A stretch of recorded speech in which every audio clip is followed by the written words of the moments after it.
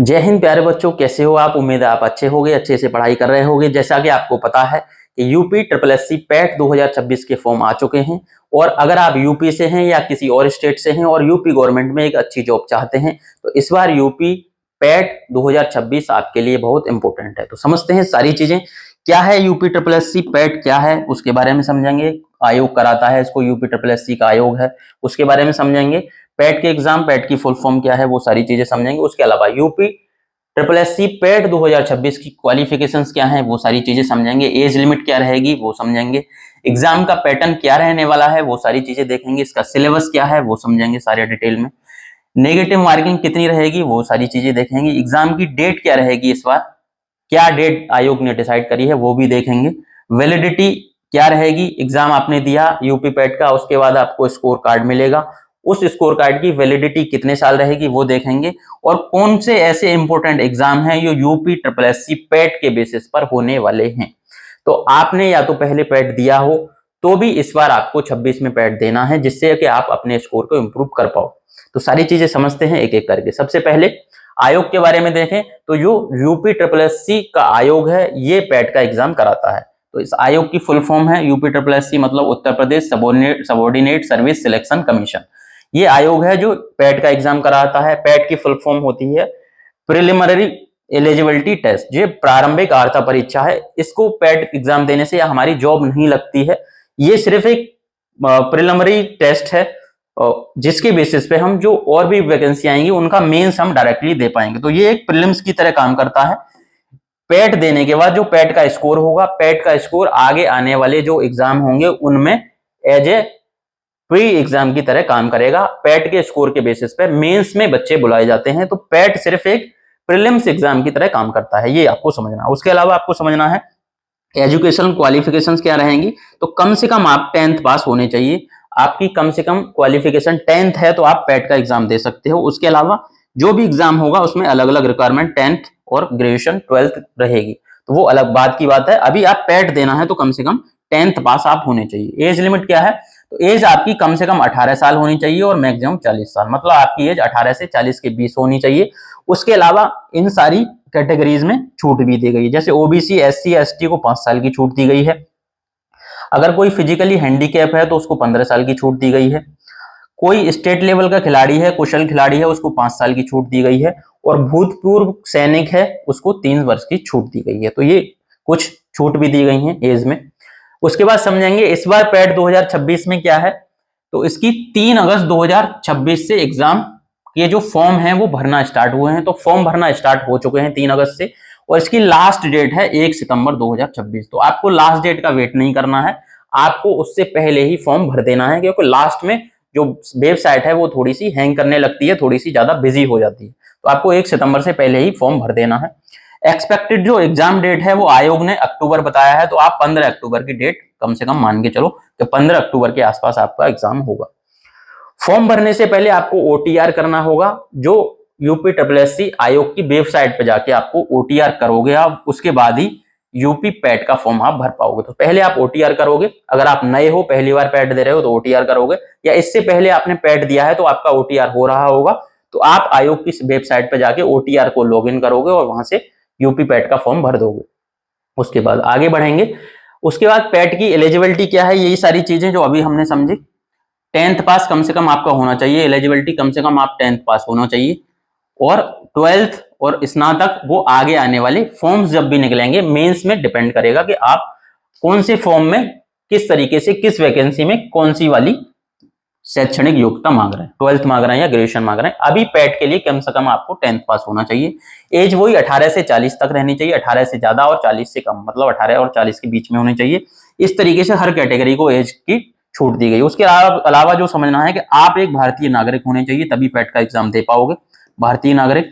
उसके अलावा आप यूपी से बाहर किसी स्टेट से हैं, आप यूपी के नहीं हैं, अदर किसी स्टेट से हैं और यूपी पैट देने वाले हैं, तो आप यूपी में जनरल श्रेणी में काउंट होगे, एक जनरल कैटेगरी की तरह आपको काउंट किया जाएगा।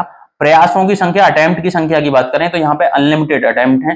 तो आप 18 साल के बाद 40 साल तक लगातार हर साल यूपी पैट का एग्जाम दे सकते हो, कोई इसमें आपको नहीं रोकेगा। तो अनलिमिटेड अटेम्प्ट्स हैं इसमें। उसके बाद आगे बढ़ेंगे तो इसकी वही सारी चीजें, योग्यता 10th पास है, तो 10वीं पास आपको होना चाहिए। और जो आपकी एज की कैलकुलेशन होगी वो 1 जुलाई को एज कैलकुलेट करी जाएगी। आप 1 जुलाई 2026 को कम से कम 18 साल कंप्लीट होने चाहिए और 1 जुलाई 2026 को आप अधिक से अधिक 40 साल के होने चाहिए, 40 से ज्यादा नहीं होने चाहिए। उसके अलावा पैट का जो स्कोर है वो 3 साल के लिए वैलिड रहेगा, 3 साल तक वैलिड रहेगा।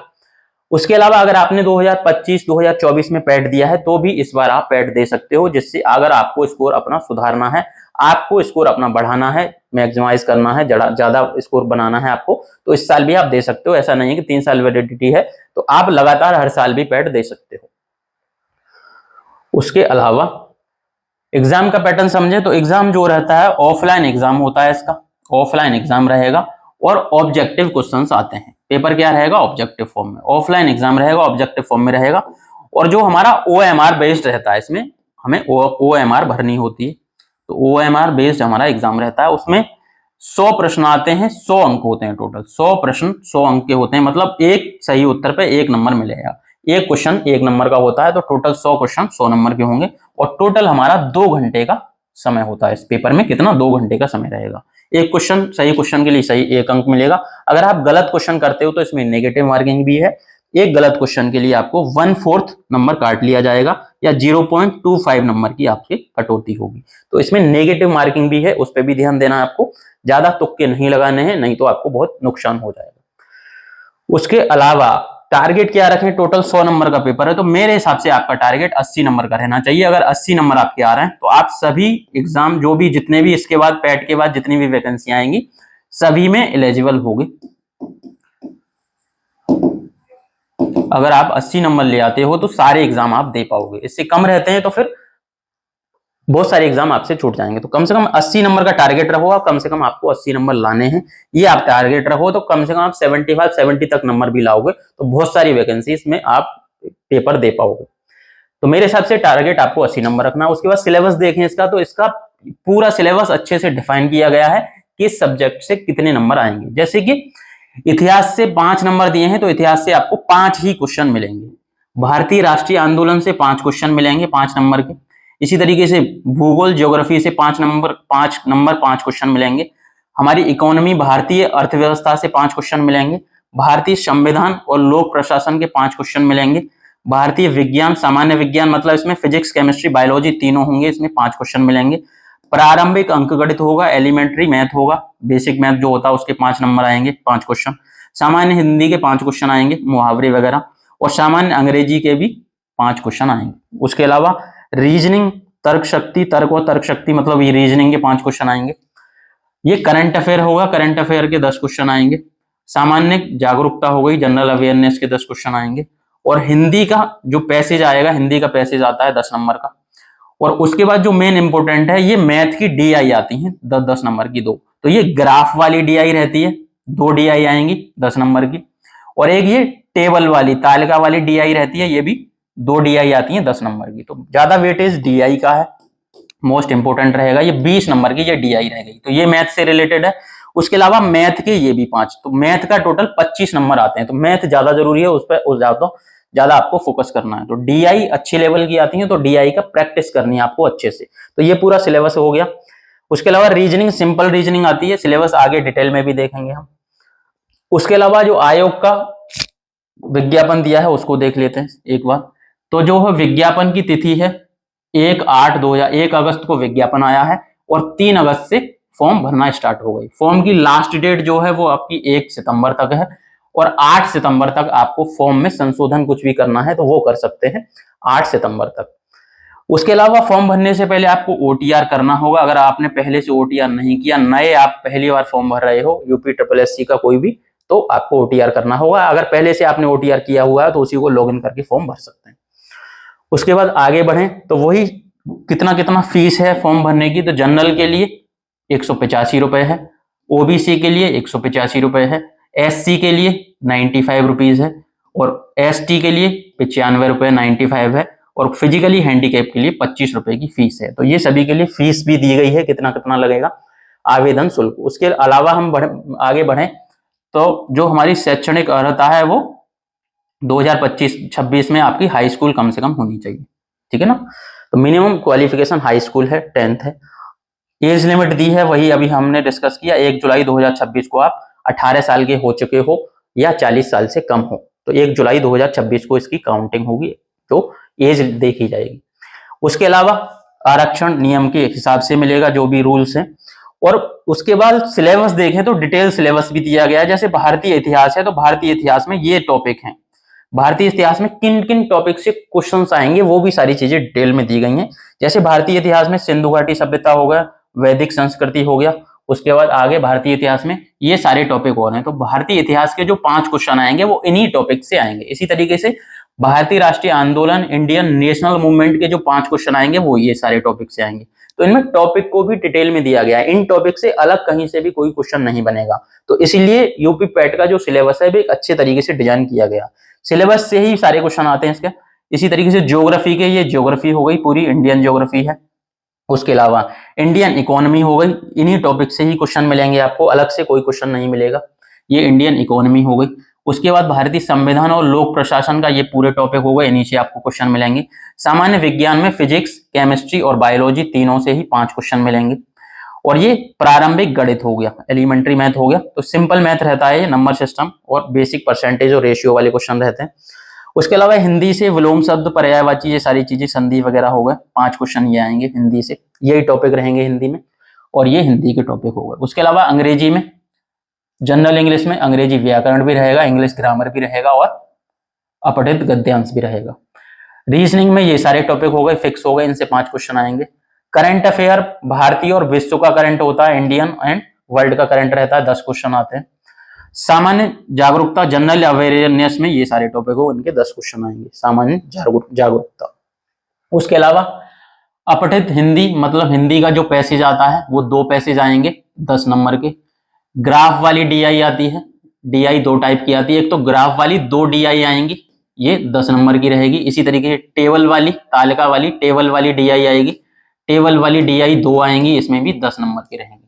क्लियर है ना? तो ये पूरा सिलेबस हो गया। उसके अलावा कुछ अभ्यर्थियों के लिए महत्वपूर्ण निर्देश दिए हैं, ये आप पढ़ लेना आराम से, तो ज्यादा कुछ नहीं, वो तो हर एग्जाम में लगभग सेम रहते हैं, तो वो आपको ज्यादा ध्यान नहीं देना। उसके अलावा हम आयोग की बात करें, यूपी SSSC का जो आयोग है, जो आयोग पैट का एग्जाम कराता है, वही आयोग ये सारी वैकेंसीज निकालता है। तो ये इतनी सारी जो वैकेंसी हैं, 40 तो ये मुख्य वैकेंसी हो गई और इसके अलावा 12 वैकेंसी और हैं। ये सारे एग्जाम पैट के बेसिस पे ही होते हैं, इसीलिए मैं बोल रहा था पैट, इसका इस बार का पैट इसीलिए ज्यादा जरूरी है कि ये सारी वैकेंसीज यूपी SSSC पैट के बेसिस पे ही होंगी, पैट के स्कोर कार्ड के बेसिस पे ही ये सारे एग्जाम आप दे पाओगे। तो पैट में जितना ज्यादा अच्छा स्कोर होगा उतने ज्यादा आपको पेपर देने के चांसेस मिलेंगे, उतने ज्यादा आपका सिलेक्शन का चांस बनेगा। तो ये सारी वैकेंसी, 40 वैकेंसी ये हो गई जो यूपी SSSC आयोग द्वारा कराई जाती हैं। उसके अलावा बीच बीच में ये कुछ वैकेंसीज भी निकलती हैं, इंपॉर्टेंट हैं, ये भी पैट के थ्रू ही होंगे। तो ये आपको इसको लिख लेना, कहीं पे स्क्रीनशॉट ले लेना, इतनी सारी वैकेंसी जो पैट के थ्रू होंगी, जो पैट के थ्रू होती हैं, जो SSSC आयोग जो है वो कराता है। उसके अलावा 2026 में कौन कौन सी वैकेंसी आने वाली हैं, तो 2026 से जो इंपोर्टेंट वैकेंसी हैं, जो यूपी SSSC पैट के बेसिस पे ही होंगी, ये इंपोर्टेंट हैं जो आने वाली हैं। इसीलिए इस बार का यूपी पैट इंपोर्टेंट है कि इस बार यूपी पैट में अगर आप अच्छा स्कोर करोगे तो ये सारी वैकेंसी में आप एलिजिबल रहोगे, आपके सिलेक्ट होने के चांसेस बढ़ेंगे, स्कोर अच्छा होगा। तो ये VPO है, ग्राम पंचायत अधिकारी, इसको पंचायत सचिव भी बोलते हैं। ये 4376 पद आने वाले हैं। राजस्व लेखपाल के 5000 पद आने वाले हैं। चकबंदी लेखपाल के 5000 पद आने वाले हैं। जूनियर असिस्टेंट क्लर्क के 4000 पद आने वाले हैं। वीडीओ ग्राम विकास अधिकारी होता है, इसके 2 से 3000 पद आने वाले हैं। लोअर PCS में 2000 वैकेंसीज आने वाली हैं। AGTA एग्रीकल्चर में टेक्नीशियन, तकनीकी सहायक के 2000 पद आने वाले हैं। लेखा परीक्षक और सहायक लेखाकार के 1500 पद आने वाले हैं। गन्ना पर्यवेक्षक के 1000 पद आने वाले हैं। ASO आता है यूपी गवर्नमेंट में, 1000 पद आने वाले हैं। एक्साइज कांस्टेबल के 1000 पद आने वाले हैं, ये भी पैट के थ्रू होगा। फॉरेस्ट गार्ड और वाइल्ड लाइफ गार्ड के 1000 पद आने वाले हैं। उसके साथ ही स्टेनोग्राफर के 500 से लेके 1000 पद। तो ये इंपोर्टेंट जो वैकेंसी इस बार यूपी पैट के बाद आने वाली है, इसीलिए यूपी पैट इस बार आपको अच्छे से देना है और स्कोर आपको अच्छा करना है, जिससे इन सारे एग्जाम में आपको बैठने का मौका मिलेगा। तो ये पूरा था। इसके अलावा अगर आपको मैथ पढ़ना है तो हमारे चैनल पे पूरा फ्री बैच चल रहा है, बेसिक से बिल्कुल 0 लेवल से और CGL मेंस लेवल तक हम पढ़ा रहे हैं। तो उसमें पैट का भी पूरा कवर हो रहा है, वो सारा कर सकते हो आप। तो ये आज की वीडियो थी, पूरा आपने समझा डिटेल में। इसके अलावा कोई भी कंफ्यूजन है, कुछ भी जानना चाह रहे हो आप, तो कमेंट में बताइए। और ये पूरी अगर आपको पीडीएफ चाहिए जो कुछ भी देखा हमने तो वो भी हम दे सकते हैं, कमेंट में बताना। अगर आपको पीडीएफ चाहिए तो कमेंट करना उस पर। तो आज की वीडियो को इतना ही रखेंगे।